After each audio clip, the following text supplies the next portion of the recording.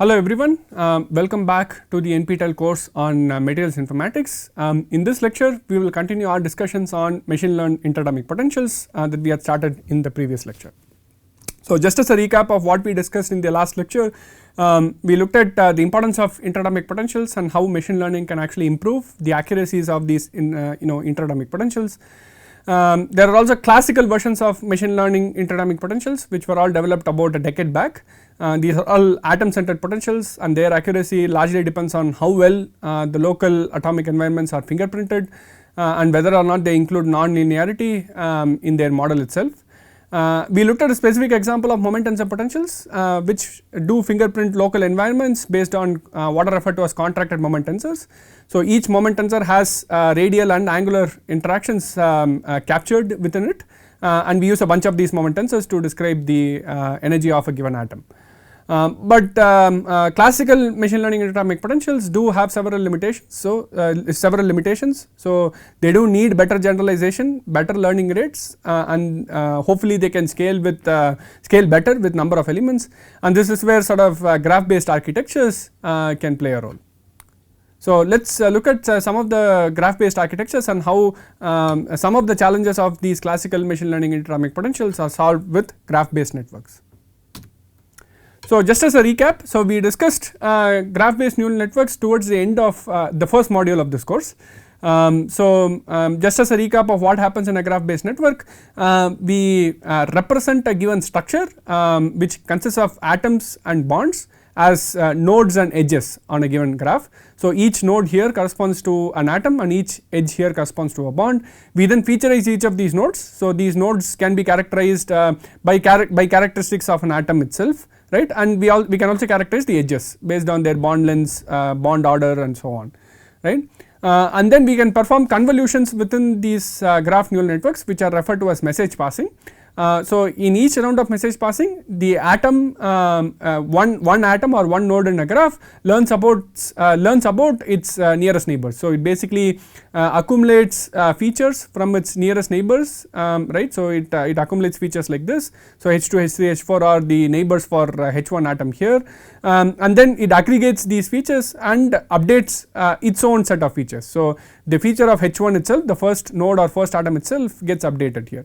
And this update process and how the aggregation process itself happens depends on the specific graph architecture. So there are several choices that are possible.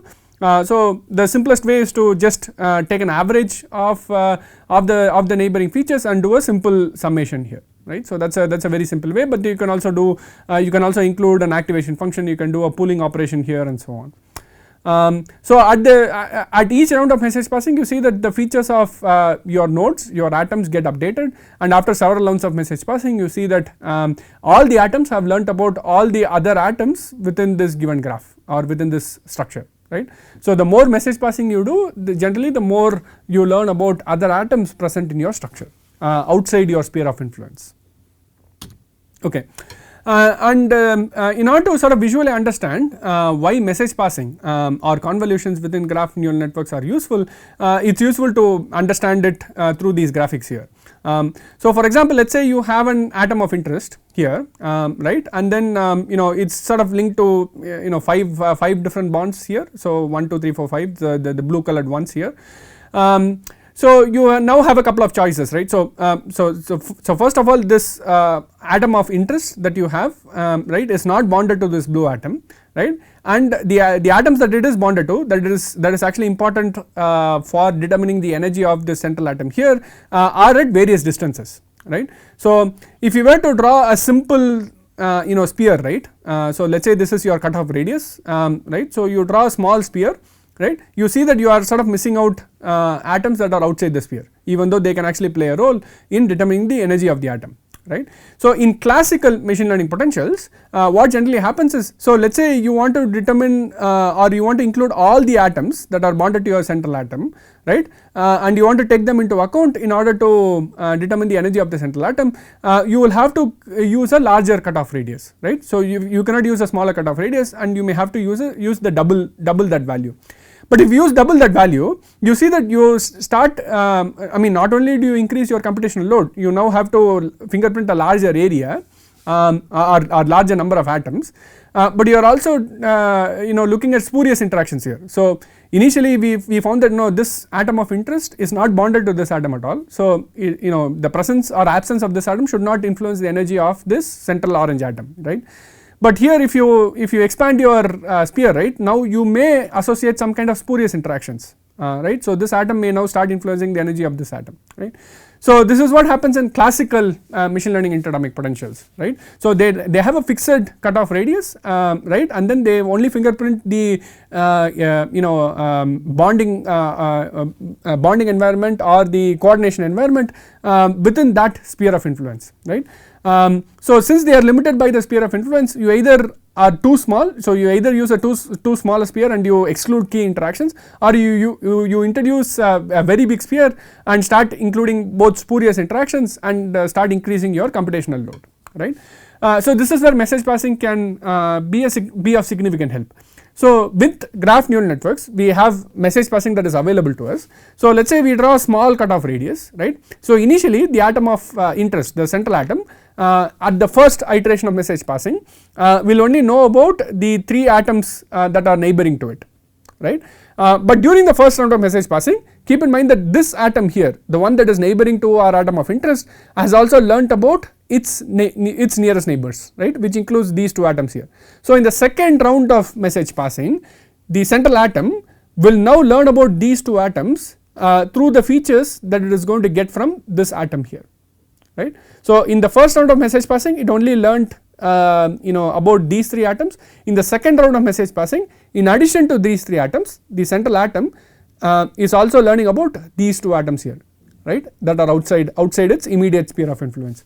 So you see that the central atom is able to get information or is able to learn about its coordinating environment, or is able to learn about atoms that are immediately outside its coordinating environment, right. So in other words, as you keep doing message passing, right, we can enable these atoms, right, that are outside the immediate coordination sphere, we can enable these atoms to influence the energy of the atom of interest, the energy of the central atom, right. So this is where message passing can be very useful. So your models can be computationally compact, so you can use small spheres of influence, but you just need to do multiple levels of message passing so that your central atom, your atom of interest, learns more and more about its longer neighbors which are far away, right. So the more message passing you do, the more about the larger the more about longer neighbors that the central atom actually learns, and the more sort of long range interactions that you can actually capture, right. So message passing, to summarize, right, so message passing helps you learn long range interactions in a very efficient fashion. So the effective interaction that you can actually get, right, so let us say you have t times, so let us say you have t layers of message passing, or you do message passing t times, you can actually learn about all the atoms that are within t times the initial cutoff radius that you used, right. So in the first round of message passing you only learn about the original cutoff radius, atoms within that original cutoff radius. In the second round of message passing you basically learn about 2 times r cut, right. So you actually start learning about atoms that are outside your immediate radius as well, right. So you can learn longer range interactions in a more effective fashion with message passing, and this is very computationally efficient, and it also makes sure that it eliminates unnecessary neighbors, right. So even if you do multiple levels of message passing, since none of these atoms have a bond, right, that is actually linking them to this atom here, so they do not have any edges connecting, there is no way for the central atom to learn about this atom, at least as how the graph is constructed, right. So it eliminates unnecessary neighbors or atoms that are not going to immediately influence the energy or forces of an atom of interest. So in general, so machine learning interatomic potentials that incorporate message passing should have better learning rates, right, because simply because you have a more robust way of including longer range interactions, and atoms have a more balanced perspective of which neighbors are influencing their energies and their forces, right. So message passing should, the expectation is that it should, models that have message passing should have higher learning rates, and they should be able to describe long range interactions better. So that is one key sort of takeaway, right. So one of the key limitations within classical machine learning interatomic potentials was that they were sort of short sighted, so they only see atoms within their cutoff radius. We can sort of remove that limitation by having message passing. The second limitation that message passing removes is that classical machine learning interatomic potentials have poorer learning rates, so they typically need larger amounts of data to reach a certain accuracy. With message passing based networks, we should be able to increase that learning rate, so you should require fewer amounts of data to reach the same accuracies compared to classical machine learning interatomic potential. So message passing sort of solves two of the problems, and message passing can be systematically implemented in graph based networks. So you see now how using graph based networks solves many of the problems associated with the original or classical machine learning interatomic potential. The other sort of important idea or important sort of concept or mathematical constraint that graph based networks can mitigate compared to classical machine learning interatomic potentials is the trade off between quantities that are invariant versus quantities that are equivariant. So what I mean by that, so let's take a vision example here. So let's say I have two images, so one is the image of a cat and the other is the zoomed version of that same cat image, right. So if I have an invariant model, so if I have a neural network that is only doing simple classification tasks, so recognizing whether an image is a cat or a not cat, then that neural network will basically say, oh yeah, the left image is a cat, the right image is a zoomed image, but it is also a cat. So it is going to give the exact same predictions, right. So whether you used a smaller cat image or a scaled as a magnified version of the same cat, the neural network is going to give the same output saying, oh yeah, this is cat, this is also cat, right. So if you design neural networks that have this property, they are referred to as invariant networks, right. So irrespective of how you transform your input data, right, your underlying representation of the data within that network remains the same, right. So if you think about how the data is represented, so X is your data, how it is represented, irrespective of what kind of transformations you do on the data, the representation remains the same, right. So these types of architectures are referred to as invariant architectures. Now you can also design architectures that are slightly different, right. So you may want your network not just to recognize that this is a cat, but you may want to recognize whether the cat is big or small. Right, or whether the cat has been translated. So let's say I take this cat image and then I shift it to more of the corner of the image, then I need to know, let's say I want a model that can tell me whether the cat is at the center of the image or the cat is at the corner of the image, right. So in those cases I need to understand that the same image, right. So I am taking the same image here and then I am zooming in here. So my network needs to understand that the same image has been zoomed in here.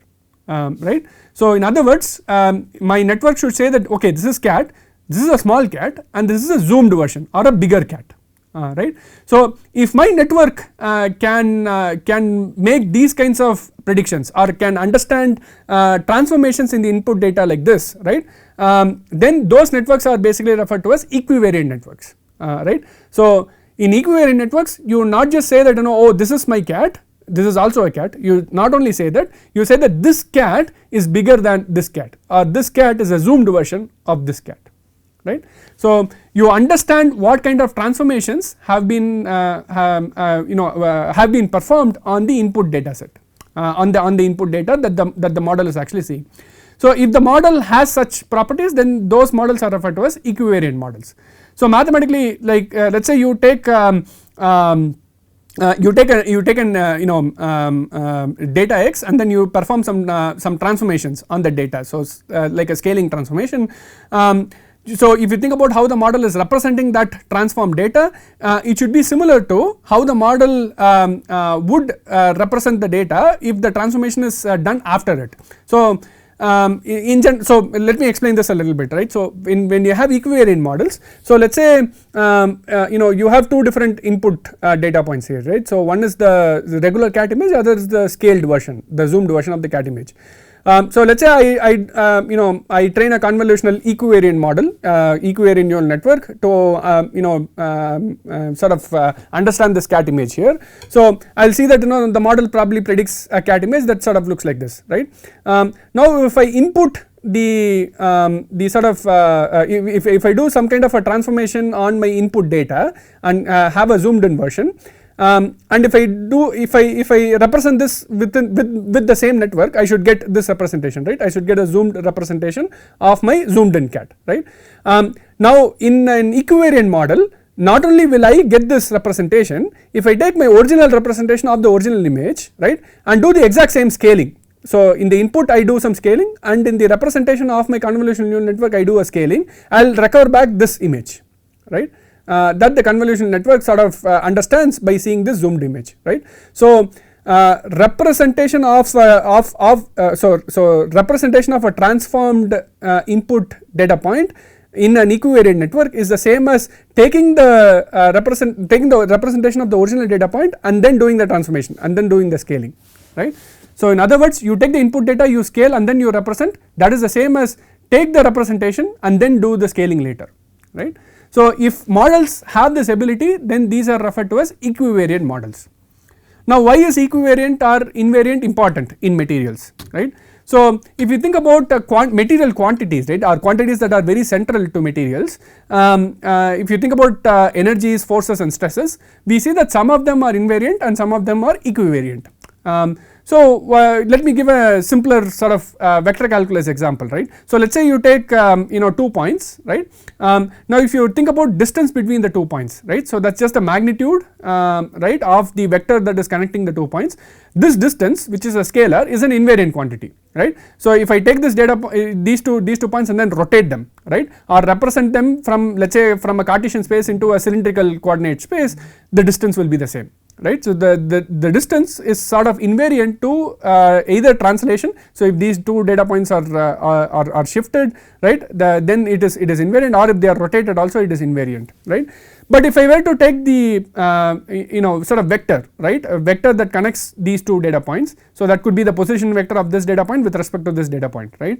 So if I take the vector that connects these two data points, then that vector, right, will change depending on whatever transformations I do, right, for these two data points. So let us say I do a translation, then the vector also has to translate. If I do a rotation, then the vector also has to rotate, right. So in other words, the vector has to go through the same changes that your input data is going through for it to be correct, right. So in other words, the vector is the vectorial quantity or the directional quantity here is equivariant, right. So if you do rotation, this vector will also rotate, right. So whatever transformations you do on your input data, the representation, the vector will also undergo that same transformation, right. So vectors are equivariant to rotation, whereas scalars are invariant to rotation, right. So in materials parlance, energies are scalars, so they are invariant, right, but then you have forces, right, forces acting on atoms, which are all vectors.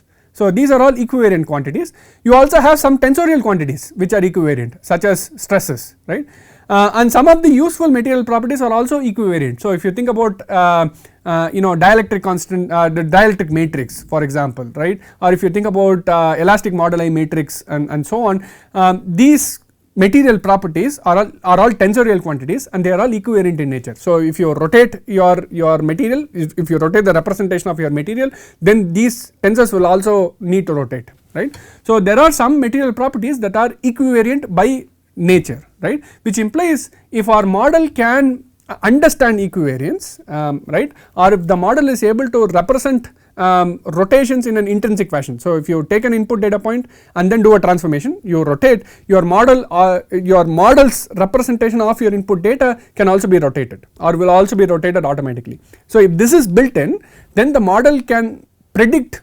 forces and can predict these equivariant quantities like stresses and other more complex tensorial quantities in a much more accurate fashion, right. And we can also see that intuitively, if models can understand rotation, if models can understand translation, if models can understand reflection and so on, we do not need a lot of different data points to train the same model. So let us say you have a lot of duplicate structures in your training data set, which are all rotated versions of the same structure. So let us say you have a cube and then you rotate it by 90 degrees and that is one data point, rotated by another 90, that is another data point and so on. But 90-degree rotation should sort of be the same, right, in a cube. The forces may rotate but the energy will be the same, right. So if you have these duplicate data points in a classic machine learning interatomic potential, they do not understand these rotations very well, which means those models will take those data points as independent data points, right, and will try to minimize their losses on those data points. But in the case of an equivariant model, it can very easily classify or understand that it is, you know, the rotated versions are basically rotations of the original structure, and hence they really do not learn from the new data point. So in other words, they will require fewer amounts of duplicate or diverse data points to reach a certain level of accuracy compared to invariant models, right, models that are invariant by construction at the vectorial and tensorial levels. So just to summarize, right, so in materials parlance, your energies are invariant quantities, your vectors and stresses are all equivariant quantities. So it is nice to have models that understand equivariance or are equivariant by construction. And what equivariant properties are we looking for? So we are looking for rotation and reflectional equivariance and invariance with respect to translation. So if you consider solids, right, so irrespective of whether you draw unit cell on you know, so let us say you consider a big supercell, irrespective of whether you draw a unit cell at the origin or you shift the origin by one lattice parameter and draw a unit cell there, your property should not change, right. So that is translational invariance. But then for rotation and reflection you need equivariance. So you need to understand that the you know, the forces have to rotate if you rotate your input structure, the forces have to reflect if you reflect your input structure. So these are the three sort of properties that we should ensure you know, invariance slash equivariance in our model. And this is referred to as an E3 collection. So E stands for Euclidean space and 3 is basically, you know, 3 properties. So you have translational invariance, rotational equivariance and reflectional equivariance. So it would be nice to have equivariance at, especially on the rotational and reflectional sides built into our machine learning models. Okay. So how do we introduce equivariance, right? So there is a lot of math that goes behind it. So let us take it step by step. So if you think about a graph network, so we can think about the state of any given node by this variable sigma here, right. So sigma, so I is a node, basically you can also think of I being representing one of the atoms in a given structure, and T is the iteration of your of your message passing, right. So if T equals 0, these are your original features. If T equals 1 and so on, you have done one message passing, T equals 2, you have done second message passing and so on. So the state of a node, basically how a node is characterized, you can sort of split that into 3 different variables here. You have the R, theta and the H here. So R basically stands for positional quantities, so where the atom is located in the structure itself. Theta stands for elemental quantities, so what type of an atom is present in I, and and HI basically stands for learnable features. These are basically the messages that the reference node is going to accumulate from its neighbors, right. Now if you look at your messages, right, so or if you look at your learnable features, your H of i's, these get updated basically through messages, right. So each node receives messages from its nearest neighbors, it accumulates, so it has an aggregate function, it aggregates them and then it sort of updates its set of features based on the messages that it receives, right. So let's say you have an initial set of features here H of I, the sort of node receives a bunch of new information from its nearest neighbors, it aggregates them and then it can pass it through some kind of an update function. Again, this update function can be a simple you know, average function, it can be a simple sum function, max function and so on, but you can generalize this to indicate that, you know, you are updating your node with respect to these features. So these with respect to these messages, so basically these messages are going to update these learnable features here.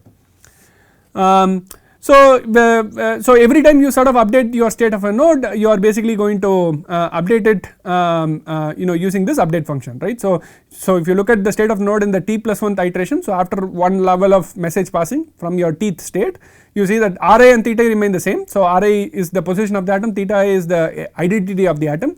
But the learnable features are being learned based on the previous state of the atom or the node and the messages that it accumulated from its nearest neighbors, right. So this is in mathematical terms how a simple message passing operation works. Now how do we introduce equivariance within our graph networks, right? So we sort of saw in the previous slide that it is good to include some amount of equivariance within our graph based models, because that will help us predict equivariant quantities in a much more efficient fashion. So how do we bake in equivariance within our graph networks? The idea is to do that. So the idea is to include equivariance in the way that messages are accumulated from the neighboring nodes, right? So we basically try to whatever messages we receive, right, we try to expand those messages in with the basis set, mathematically with the basis set that is equivariant by construction. Right. So what do we do here? So let us say you have a message for that is being received by your node I at the tth iteration. So L stands for how much what level of equivariance we are going to build in, right, within each message. So level of equivariance basically refers to the fact that if L is 0, then we are not building in any equivariance. So all messages are going to be invariant, right. So that is equivalent to passing in scalars, right. So if you say L equal to 1, then we have built in equivariance at the vectorial level, so forces will be equivariant. If you do L equals 2 for example, that's the second order tensor, so that will be stresses, right, stresses will be equivariant and so on. So for the messages that have L level of equivariance, you have so you sort of taken the coordinates of the neighboring atoms, right, and then pass it through some kind of a rotation matrix or a transformation matrix here, right. Now this message, depending on what value of L you choose, will be constrained to take in a limited set of values which are determined by this Wigner-D matrix here.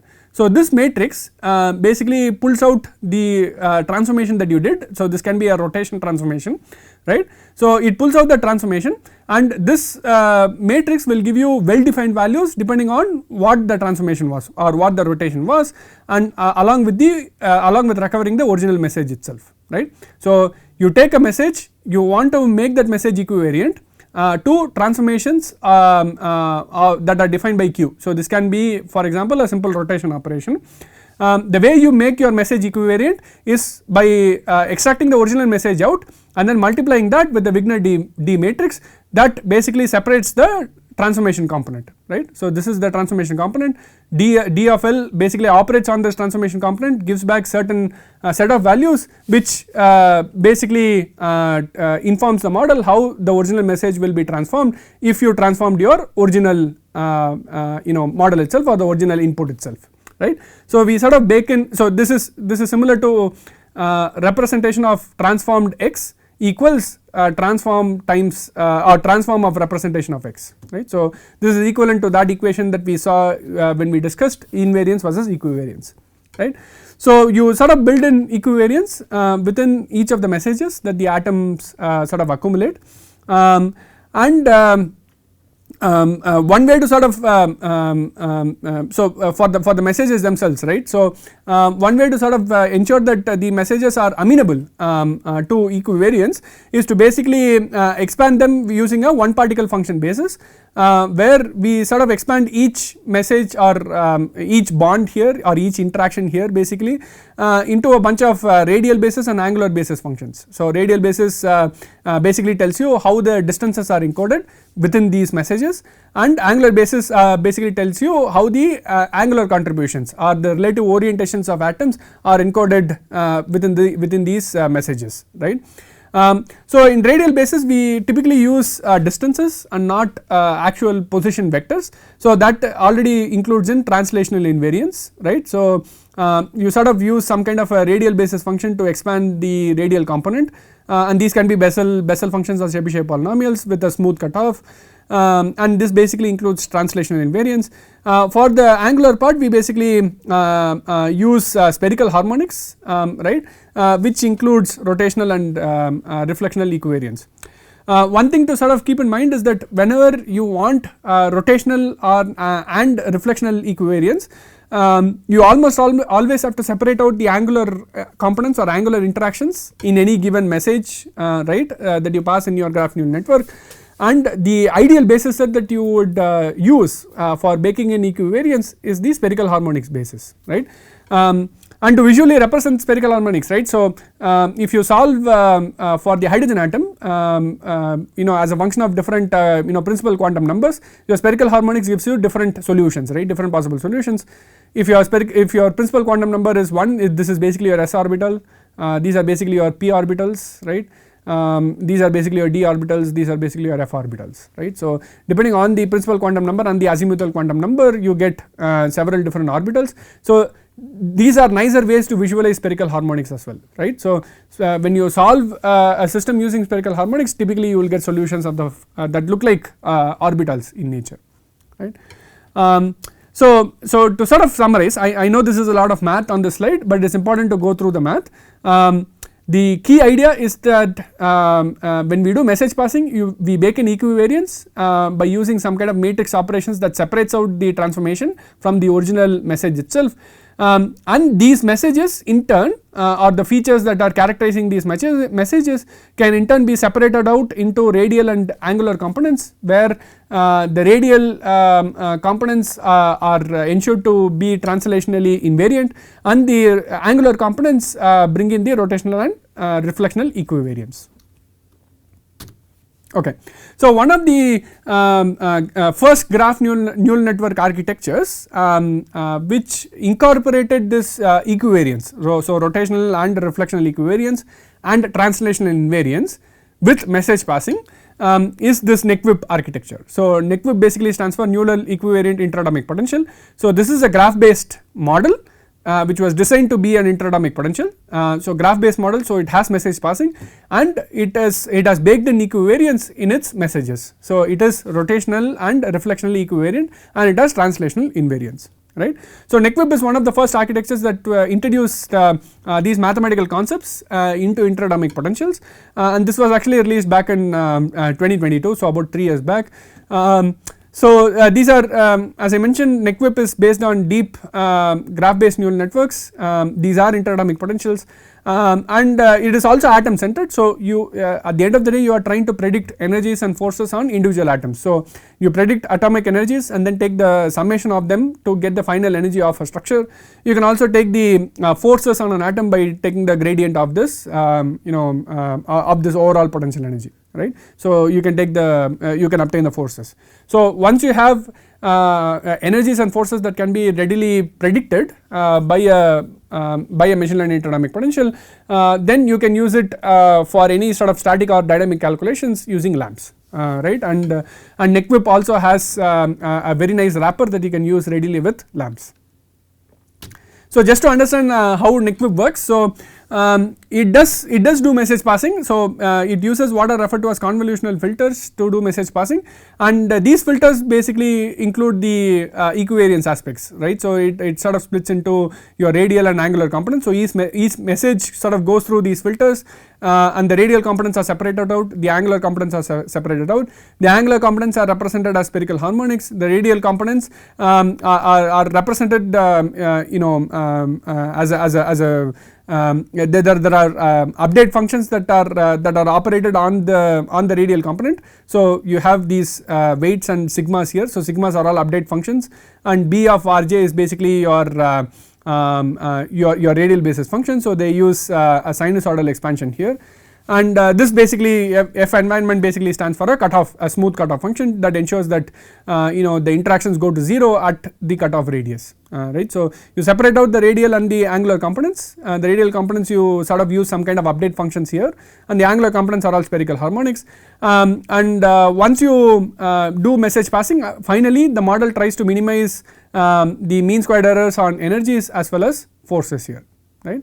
So lambda e and lambda f are basically your relative weights that you assign to energy loss minimization on your energies and loss minimization on your forces. So these are basically your hyperparameters. So the sort of coding workflow looks like this. So you have what are referred to as embedding layers. So this is basically how the features are initialized in your graph, and then you have interaction blocks where you have message passing that occurs, message passing along with these convolutions occur, and then you have self interaction layers. So think of these as pooling layers, and finally you have an output. So just to take a look into how these interaction blocks look like. So each interaction block has what are referred to as self interaction and convolution blocks, and also concatenation blocks. and each convolution blocks looks like this. So you have you have the radial sort of features that are separated out using this filter, and then you have angular features that are separated out using this spherical harmonics, and then finally they are accumulated and then passed on to the next blocks and so on. So each interaction block has what is called a self interaction layer. So this basically sort of mixes features. So think of this as some kind of message passing that happens.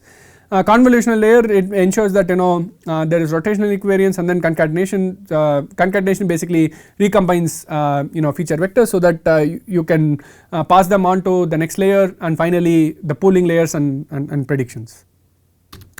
So with respect to NeckWhip, so NeckWhip has been widely used already by several different groups. So this is one example of NeckWhip being used for molecular dynamics simulations within a glassy solid electrolyte. So glassy means amorphous, right? So amorphous systems are notoriously complex to model with simple density function theory based calculations. So you need machine learning interatomic potential so that you can model them over larger length scales. So the authors, the original developers of NeckWhip basically demonstrated that you can have quite reliable simulations of glassy lithium based solid electrolyte. This is the work that our group did. So we looked at the sort of lithium transport across this interface. So on the right side you have an amorphous solid electrolyte, on the left side you have pure lithium metal. So we were interested in how well lithium moves sort of across this interface. So this we modeled using NeckWhip as well, and Google sort of came up with this materials discovery pipeline where it uses sort of a NeckWhip based architecture. It is not exactly NeckWhip, but it is a NeckWhip based architecture as a screening tool for identifying novel materials for different applications. So this work also included or used NeckWhip as an interatomic potential. So with that we will take a recap and stop this lecture. So classical machine learning potentials, we saw how they were constructed. So they are atom centered, and they use different descriptors to fingerprint local environments. We also looked at MTP in a more deep fashion, but we also realized some of their shortcomings, right, and two of their shortcomings can be sort of overcome by including equivariance and message passing, right. So with equivariance we sort of enable the models to improve their learning rates, right, and also understand quantities that are equivariant by nature, such as vectorial quantities or forces and tensorial quantities or stresses. So we can now predict them in a much more robust fashion with equivariant models compared to invariant models. And message passing, we also saw how useful message passing is, especially in capturing longer range interactions. So both equivariance and message passing can be built into graph networks, and one of the first graph networks that built in both equivariance and message passing is NeckWhip, right. So the general principle behind graph networks building in both equivariance and message passing is that they sort of split the messages that are being received, or they sort of include equivariance in the messages being received by putting the messages through sort of radial basis and spherical harmonic filters, right. So the spherical harmonics build in the equivariance part, the radial basis build in the translational invariance part. And once you do that, once you make the messages equivariant, then the model can be equivariant by construction. And the example of NeckWhip that we saw generally encodes two body information. So it includes information about bonds, and then the model can in principle learn many body interactions as well through message passing. So it can learn about how its neighbors are interacting as more messages get passed to the central atom of interest. But there is a question that still remains. So we saw classical machine learning potentials, we saw some drawbacks, and we fixed some of those drawbacks with graph based machine learning interatomic potentials, but we are not done yet. So this is not the end of the road. We still want to create machine learning interatomic potentials that are very generalizable in nature, right. So what if we can create one interatomic potential for the entire periodic table and all the combinations that you can have within that entire periodic table. So we would like to create models that are as generalizable as they can be, and we will use graph based architectures to construct such models. So we look at how to construct such generalizable models in the next lecture. So with that, I thank you all for joining today's lecture, and I'll see you all in the next one.